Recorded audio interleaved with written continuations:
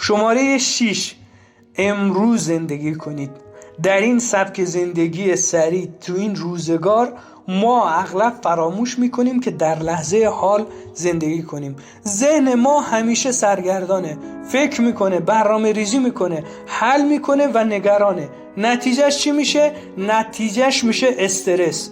چند بار به دلیل نگرانی بیش از حد لذت فعالیت‌های ساده مثل نوشیدن یه فنجون قهوه رو از دست دادید.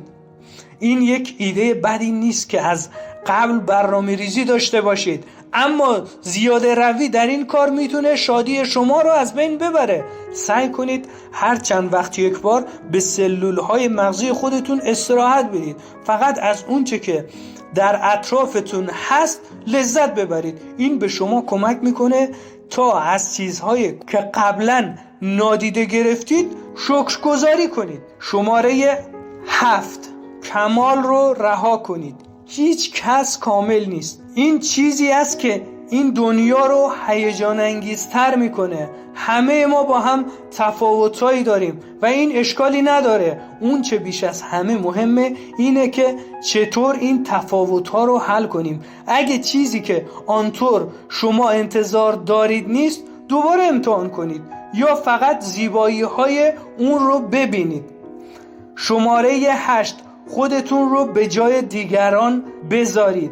هر کس جنگ‌های خودش رو درون خودش داره. شما نبردهای خودتون رو دارید. اون خانومی که از کنار شما رد میشه جنگ‌های خودش رو داره. اون مردی که از کنار شما رد میشه جنگ‌های خودش رو داره. قبل از این که به کسی توهین کنید یا به کسی پرخاش کنید یا در سکوت خودتون ناراحت بشید، به این فکر کنید که هر کس جنگ‌های خودش رو داره.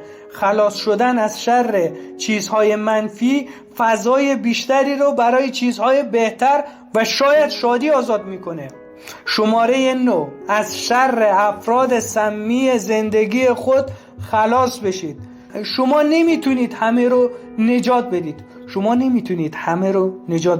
شما فقط میتونید بهترین کار خودتون رو انجام بدید. اگه کسی در زندگی شما وجود داره که به طور مداوم و بدون هیچ دلیلی به شما احساس استرس میده، شاید زمان اون فرا رسیده که اون رو از زندگی خودتون حذف کنید. اگه احساس میکنید قبلا هر کاری که میتونستید برای کمک کردن به این شخص انجام دادید، اما اگه هنوز اون شخص از شما راضی نیست، اون دوری کنید و برای اون آرزوی سلامتی کنید. شماره 10: نفس بکش. در آخر نفس بکش. ما هر روز بیش از حد شلوغ و تحت تاثیر فشار کار بودیم که این چیز ساده رو فراموش میکنیم. درسته، نفس کشیدن نه یک تنفس سطحی یا خیلی سریع، بلکه یک تنفس آهسته و عمیق. احساس میکنید که اکسیژن ریه های شما رو پر میکنه و بدن شما رو تغذیه میکنه. این ممکنه شبیه چیزی باشه که در کلاس های مدیتیشن یا جلسه یوگا تدریس میکنن. برای بهره بندی از این تکنیک ساده لازم نیست که شما کلاس یوگا برگزار کنید. لازم نیست شما کلاس مدیتیشن برگزار کنید. 1 یا 2 دقیقه تمرین تنفسی داشته باشید، به خصوص زمانی که احساس خستگی میکنید. بلافاصله متوجه تفاوتش میشید. خب امیدوارم این 10 نکته شما رو کمک کنه که همین الان احساس شادی کنید. تا دیدار بعد، خدا نگهدار.